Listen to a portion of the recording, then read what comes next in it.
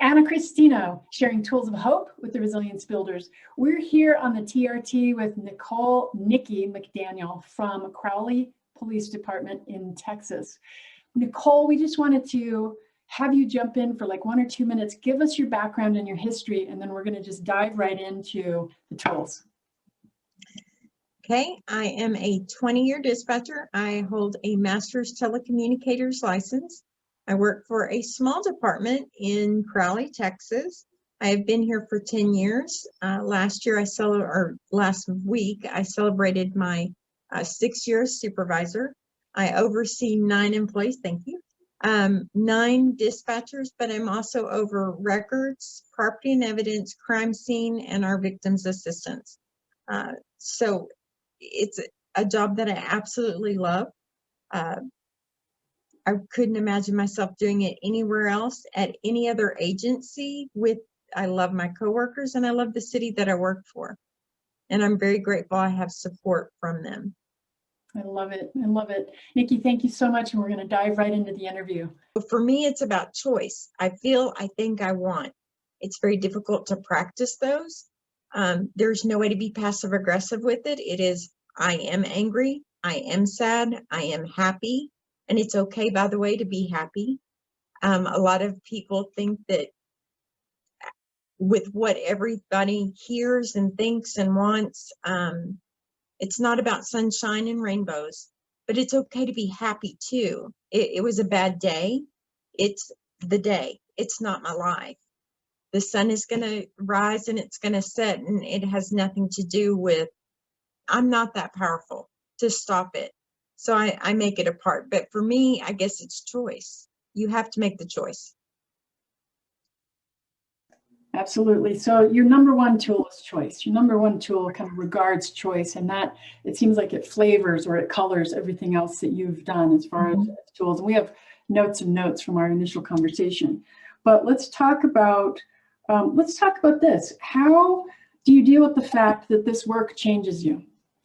This work changes you. The number of stories that you hear, the stuff that I go into conferences and I'll typically go early. And I will go in, I will sit and listen to what they're being trained on, whoever I'm teaching, whether it's the government, whether it's first responders, whether it's librarians or engineers or SWAT teams, it doesn't matter. But I'll go in and I'll listen, if I can, to what they're being trained on. And especially with first responder and victim survivor types of victim advocate types of conferences, it's pretty bleak and it's pretty dark. The classes that you're being trained on, it just sickens me that you're even having to take a class to be trained on that. And it sickens me even more that somebody's been a victim of that. And that's why you're needing to be trained. So how do you deal with the fact that this job changes you? I call them soul tattoos. A lot of people, we all have war stories. We all can talk about, we could sit over a great meal and talk about the most horrible, horrific calls. And even what you might think is horrible to me is not probably my worst call. But what I call them is soul tattoos. You don't see them. They're on my soul. They become a part of me. And I've learned not to fight it. If you fight how it makes you feel and how it affects you, then you will possibly, not everyone, but the chances of you turning to alcohol, to food, or to overindulgence of anything, because too much of anything is a bad thing, can have a negative effect on your health. And then that leads you down, it's just a horrible path of you chasing yourself. Part of it is acceptance. You heard this happened. So for me, it becomes a part of me. If I choose to show you my tattoo, that's me telling you about my story or what call upset me. I've taken hundreds of suicide calls. There's only one that stays with me. And that happened 12 years ago. Same thing. Everyone here, I guarantee you, when I said that, you thought of something that touched you in whatever way that it is, because we have to respect each other's journey. So for me, it's dealing with, number one, feel it. With 911, we don't get the opportunity to go for a walk, take a break, because there's always another call. When I hang up, there's another call. Even in a small town, bad things happen to good people. Good things happen to bad people. That's a part of the acceptance. But also, when it's a really bad call, if I can let my staff get up and go walk and scream, I'm the first one to say, I'll walk outside, say a bad word, come right back in. Some people turn to prayer. Some people turn to just taking a deep breath.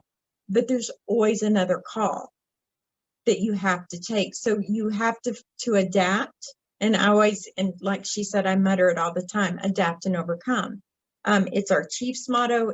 It's become all of ours, adapt and overcome. But acceptance is the biggest thing. You have to understand it is going to affect you, and that's okay. It's how you deal with it from that point. So here's the segue question, which you and I didn't really talk about, so I'm going to drop it on you, is how? How do you let go? You and I had a little bit of a conversation, and you have a really terrible call one day or 1 week or 1 month. I know that there's a possibility that there are people watching this video that haven't had one of those really heavy cases yet. There's always that possibility, right? So how do you release that real traumatic event that you heard, saw, felt? How do you release it? You talked to me a little bit about giving it some time and energy, but not allowing it to take over your life. But would you talk to us about how you did it? Because that's what we're really looking for. Okay, so I talk in analogies, which drives everyone I work with nuts, completely nuts. But in my mind, I have a room. And in this room, every negative thing that I could say about myself that I've ever heard, just think of everything that just bogs you down and drags you down. Imagine it as wallpaper in this room. There's no windows, and it's even on the door. So when the door is shut, you can't find your way out. And I believe that every one of us has this room. And so it's okay to go and hang that up. I'm going to take these 2 children that burned to death, and I listened to it for 6 minutes. I listened to bystanders from the beginning to the end. I'm going to take that. I'm going to go hang it up in this room. And I can sit and I can cry in the shower. I can pray about it.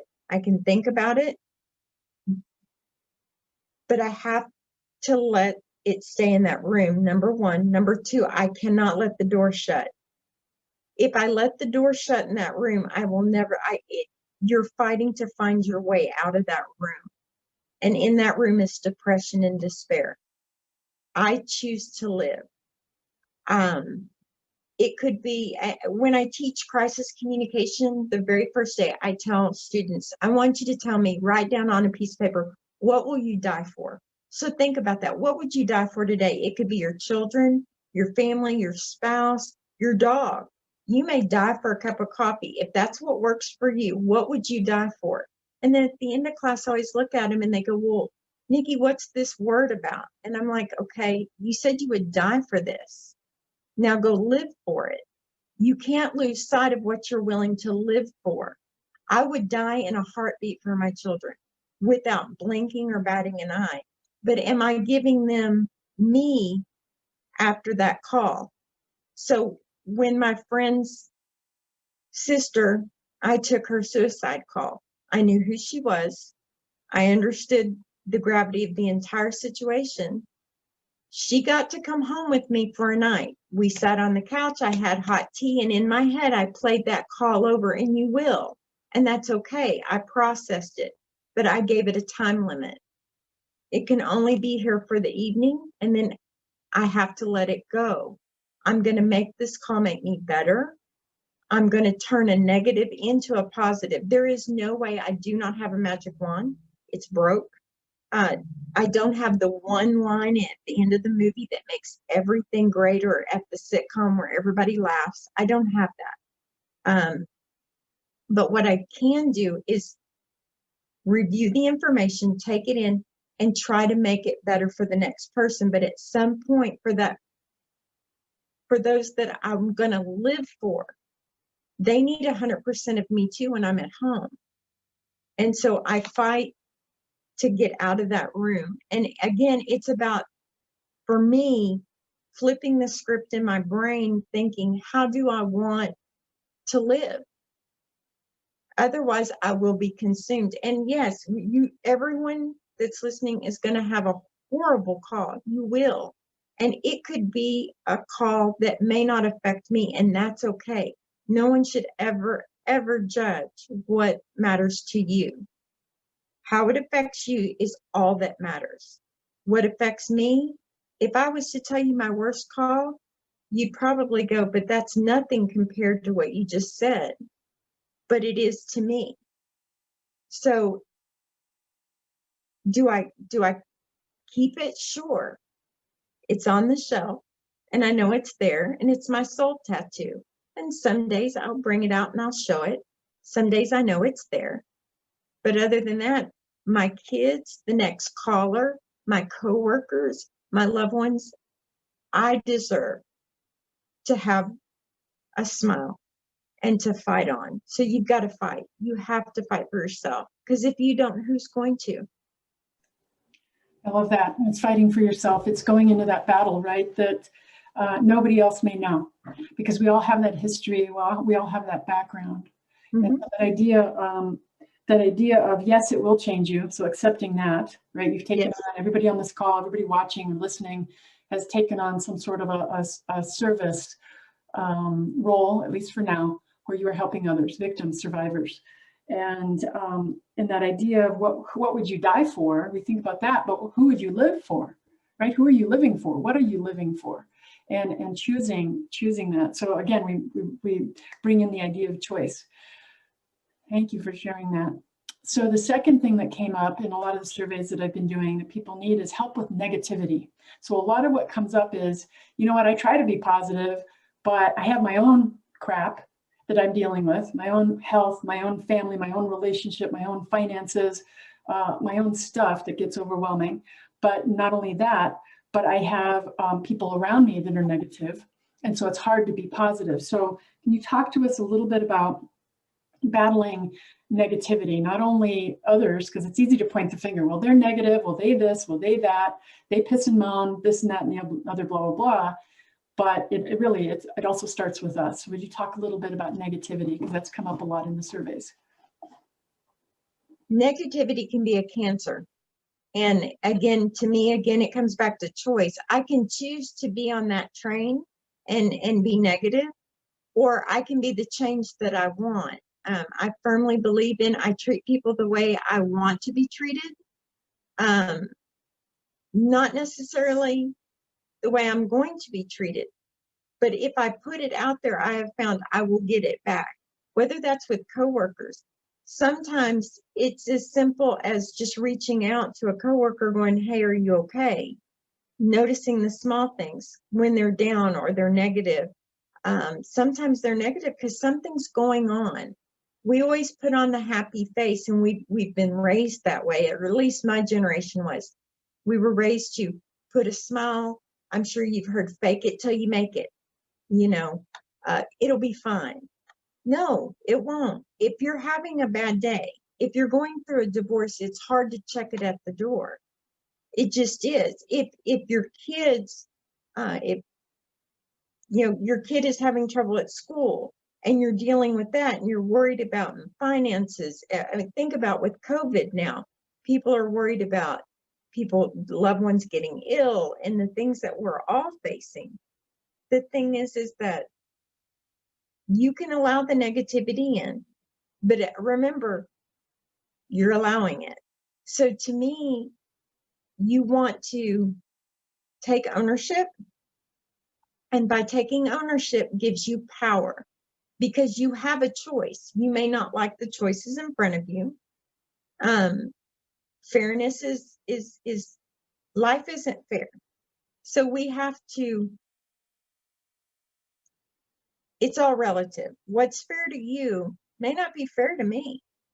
So to me, communication is important, especially like with staff, open door policies, talking it out. But it's okay. There's a time and place to be negative, but set a time limit. I'm going to be upset. But at the same time, your negativity cannot be a part of me. And my negativity can't be a part of you. It's, like we had discussed, empathy versus sympathy. So that's where, as far to me, again, it just goes back to choice. I want to live. I want to have a good life. I want to laugh. I want to have laugh lines. I don't want Botox. I want to laugh and smile and have wrinkles and crinkles. It's a choice, but it takes responsibility. You've got it's ownership. But I want to choose. So I choose happiness, even when it's dark, because the sun's going to come up and it's going to set. I am not that powerful. This too shall pass. Too many times we see, unfortunately, suicide calls where we sit after the fact and say, that was such a permanent solution to a temporary problem. And sadly, all they could see was that was their only option. And we can all sit here and go, no, they had so many other options. But for them in that moment, they didn't. That's okay. I have an option. I have a choice. I can get up and go to work, or I can stay in bed. And each choice leads us to other choices. I choose to be happy, one way or the other. I know what I'm going to live for, not die for, because again, that's negative. I know what I will live for. That's just the way I get through it. Cool, very cool. I love that idea of, again, you're bringing in the choice constantly. You can't control other people. I can control myself. You can't control, sometimes I'm going to say this, and people might, and if you want to argue with me, that's okay. We're not going to argue, but sometimes you can't control what you're feeling. Sometimes you can't control it. You can mitigate it. You can react versus respond, but sometimes you can't really control it. It's tied to your thoughts. It's tied to the chemistry in your brain and your body. But we can choose how to respond, right? And that's part of the art. When I said the art and the science of resilience, part of the art is that awareness. What just happened in my body? I just got an email and all of a sudden I was in a piss poor mood. What? It's an email, right? Somebody sent a snarky email, or you got a rejection of some sort, or perceived rejection of whatever on your personal or professional life. And the bottom line is you keep coming at choice. You keep coming after choice. I still have that choice.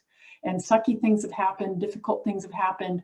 And each of us watching, listening on this call have a choice of how to deal with it. That's the response, right? We're not first reactors.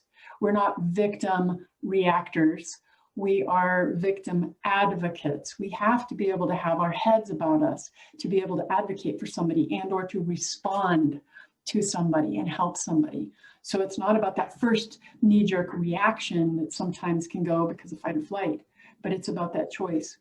So let's finish up with some tools that, and we talked for a little while, Nikki.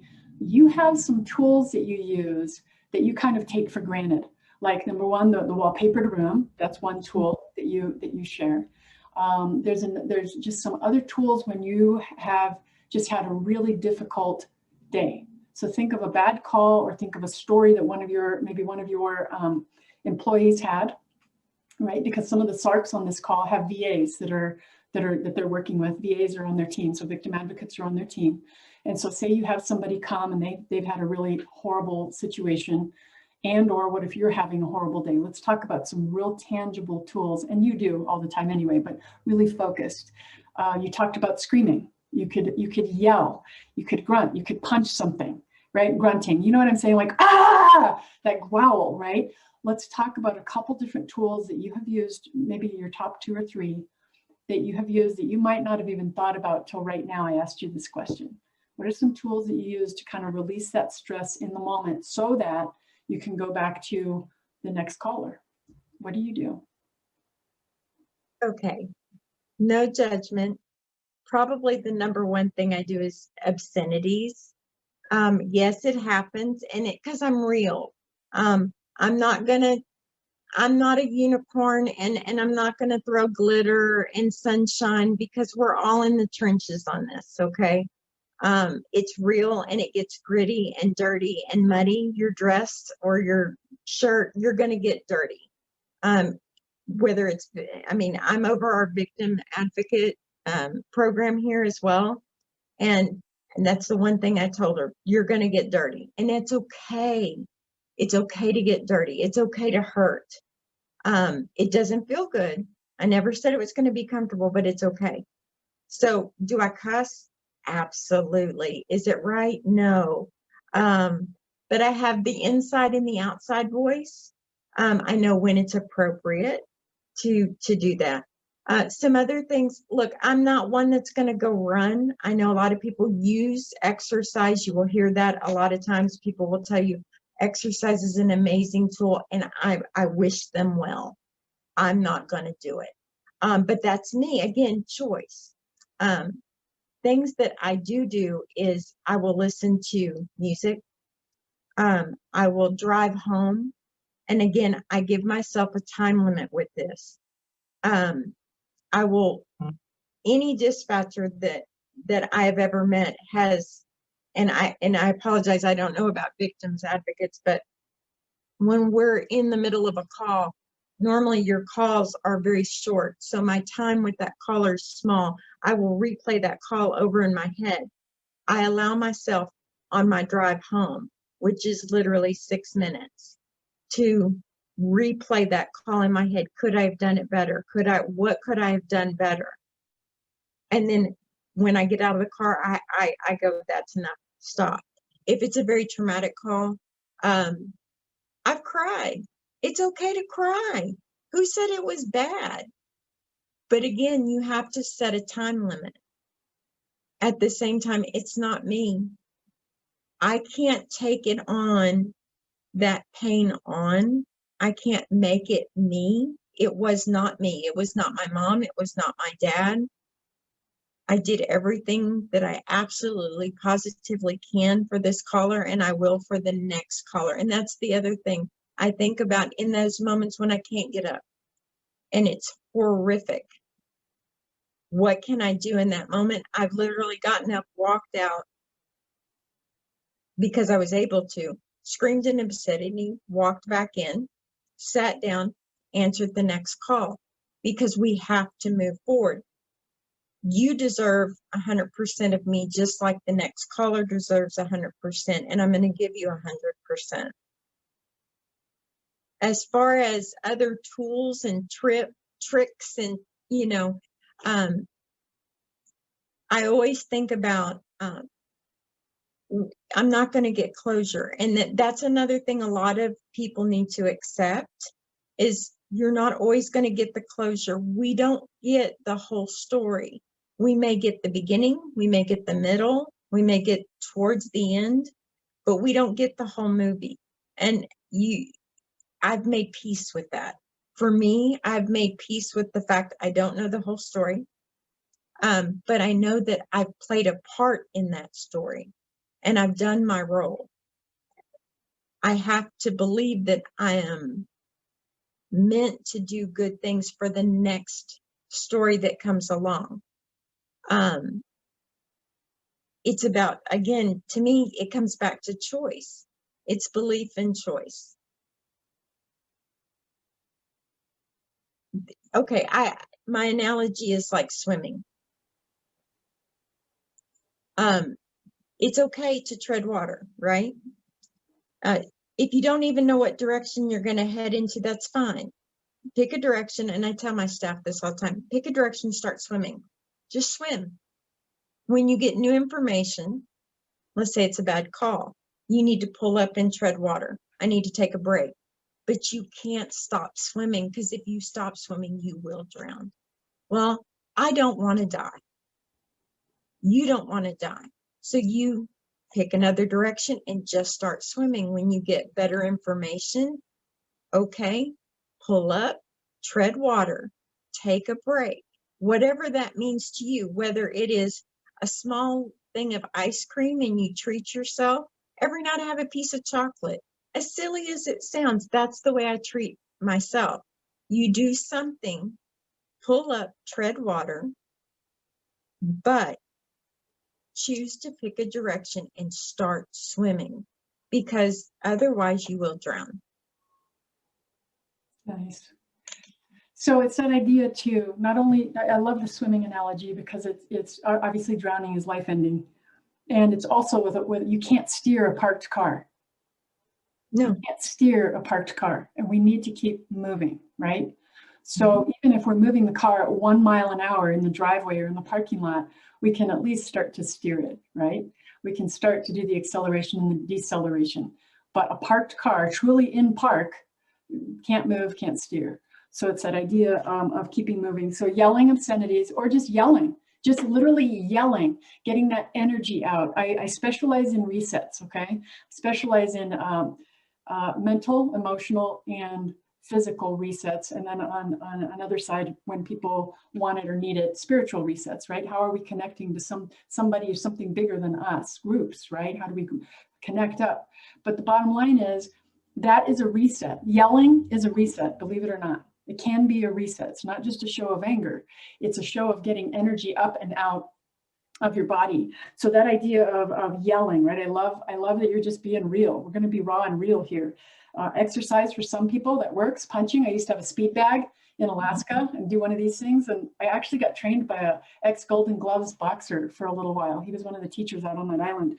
That was kind of fun. Not that I was a boxer, but that was kind of fun. Music, singing along or turning on some really loud music. But setting a time limit. I keep hearing you say that. Setting a time limit, setting a boundary.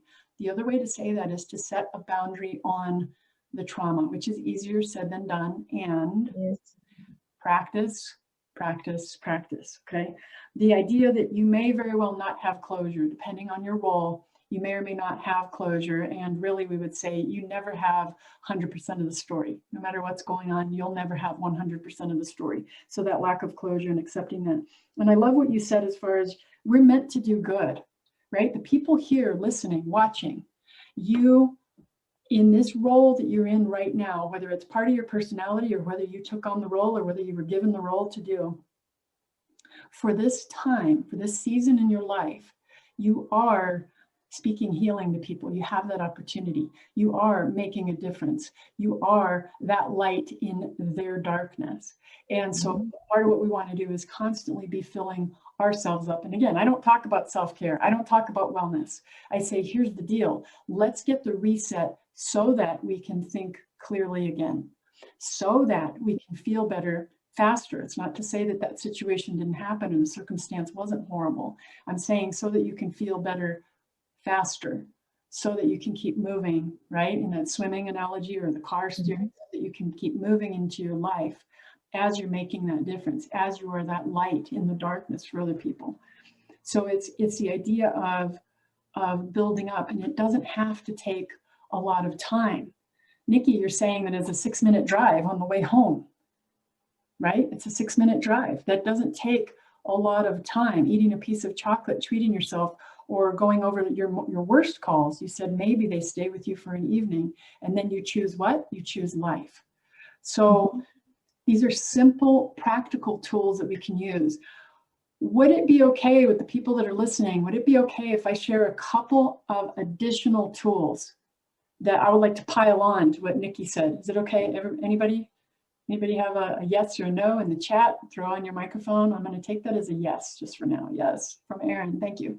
So here are some of the tools that I teach in bite-sized resilience. We're not going to get into the science. There's art and science of resilience. I'm not going to jump into the science very much right now. Suffice to say that it is in my book, and I wasn't even going to talk about it. But this book was literally created after all of those interviews with first responders and victim advocates across the country. And it's called Burnout's Kryptonite, and it's based on the instant resets, the desire for instant resets. And really what you're wanting, what you're telling me over and over is not only do you want the instant resets between calls, but you want to up your game. You want to be better doing what you're doing, whether it's being a family member, whether it's being a professional, whether it's in sports, it doesn't matter what, but you want to up your game. Number two, you want to raise your happy. You want to be happier. And sometimes that's kind of a soft and fuzzy and kind of sappy thing. And especially for guys, I work with a lot of guys. That's a little bit sappy and soft, but I got to tell you one-on-one, that's what you're telling me. I want to be happier. I want to do better in my relationships. I want to be happier with myself. Okay. And get your life back. People lean into me all the time and say, Ana-Christina, I just want my life back. And we want it better than before. We want life. We don't want death. We don't want to live a dying life. We don't want to just be a warm body with a heartbeat. We want to live our lives. So Nikki, thank you for sharing that. Here's a couple of tools that I'm just going to throw at you really quick. Some of the instant resets that I do, and again, I talk about it a lot in physiology and the brain science in a very simple, engaging way in Burnout Kryptonite. But the bottom line is I want you to hold yourself big. Okay, so when you're victim posture, when you're feeling depressed, we tend to pull in. We close our chest, we close our shoulders, head down. What we want to do as an instant physical reset is to hold yourself big, shoulders back, neck open, head up. In general, we're going to look up into the right, and it's accessing a part of our brain that helps us feel a little bit better. And we're going to get big. You could get big like this. You could get big like this, like the bouncer pose, okay, or a Wonder Woman or Superman pose. You can also get big with victory type of thing. You're just going to get big and hold that pose. I know that sounds a little weird. And if you don't have privacy at work, you go into the stall in the bathroom and you hold a big pose. Okay, there's science behind it. We don't have time to get into it. I just want to give you some quick and practical tools. Number two, another one that I was thinking of when Nikki was talking was, and there's science behind this as well, it's called TRE, and I can't remember what that stands for. But anyway, it's shaking. So when you watch a nature show and the rabbit tries to get away from the coyote, and the coyote dives into the snow and goes after the rabbit, you think the rabbit's dead and done for. And then, a few seconds later, the rabbit pops out way over there and it runs off. If they keep the cameras on the dog, the coyote, and the rabbit long enough, what you're going to see, and you'll realize this as soon as I say it, is once the stress is over, animals shake. They do that kind of thing, right? They just shake. They just shake themselves off, and they keep moving. Guess what they just did? The science is proving it. They just shook off some of the adrenaline. Hello. They just shook off some of the cortisol. But in polite society, it's not PC for us to be shaking in a meeting. So what you can do is you can do it behind the scenes. And one of the easiest ways to do that is to stand up. I'm not going to because I'll come out of camera, but to stand up and just shake one leg really hard, because you're shaking really, really big muscles when you do that. And you're literally releasing some of that adrenaline or cortisol. The last tool that I'm going to share with you, and I'm just throwing them off the top of my head, I didn't anticipate talking about this, so thank you, Nikki, for triggering this, is to brush it off. Literally brush it off. And pretend like you have like ashes or dust all over you. And imagine that situation that you're wanting to forget, and just physically brush from the top of your head to the bottom of your legs, and even to the bottom of your feet. Shake off your feet. So these are things that we can do quickly, easily, practically. We wouldn't necessarily want to do them in front of people. I teach some other tools that we can do when nobody knows that you're doing them. But these are tools that you can use right away that are physical resets. So really quick, what questions do you have? Aaron, Ricky, Richard, Damien, Jake, what questions do you have for Nikki or for me? Nikki, thank you so much for being here. You can either get your mic, unmute your mic, or you can throw it in the chat. What questions do you have? You have the opportunity to ask a couple questions. Anybody? Here's your chance. Nikki, did any questions come up for you when you were even talking? No, the one thing I would add to all the good advice that you've given is just, yes, and please steal the soul tattoo metaphor. I find that my staff, they relate to that, and it's true, and it's real. And I'm a tattoo, I have tattoos, but I was raised Catholic. So my grandmother would not appreciate me having a tattoo where I walk into church and everybody can see it on display. But if I choose to show it to you, I can. And to me, it's the best way to explain it because it is a part of you. One thing I would suggest to everyone is we have heard over and over again, we know the signs, and you as advocates, as first responders, you know what PTSD looks like. You've either taken a call or you have seen the other side where someone has unfortunately taken their life or harmed themselves, and now you're seeing what it's done to their family. So we're all, well, we hear the words, but we have to heal ourselves and take care of us. And again, it's ownership. And if I'm not okay, that is okay. Remember, please fight for yourself. So if you're having an issue, whether you're going to a friend, a coworker, someone you trust, reach out because it's serious and it's real. We know this because we work with it every day. So I take it very serious. PTSD is real. It is. And it's one of those things that people throw around with black humor, morgue humor, cop humor, military humor. They throw it around because sometimes we see people being blackballed because of it or the symptoms. Yes. And so it is. It's very serious. It is. And we laugh about it. And all of us in this industry, all of us, we will laugh at things, and people, you know, would just look, you know, do the pearl clutching. In the South, we call it, you know, you clutch the pearls like, oh my. And that happens. But the thing is that we do laugh. We normally live harder than most people because we play harder, because we work. The work that we are exposed to is hard. There's no doubt about it, regardless if you are in this industry of any kind and you hear the things that I've heard and that I'm sure that you guys have heard, it's difficult. You deserve to laugh. You deserve a life. You're more than just that call, and take care of yourself. Yeah, you're more than just that call. It's time to live. It's time to live. Thank you, Nikki, for being here. Thank you for sharing your heart. Thank you for sharing the stories. Jake said, no questions, but I'm going to steal your soul tattoo metaphor, if that's okay.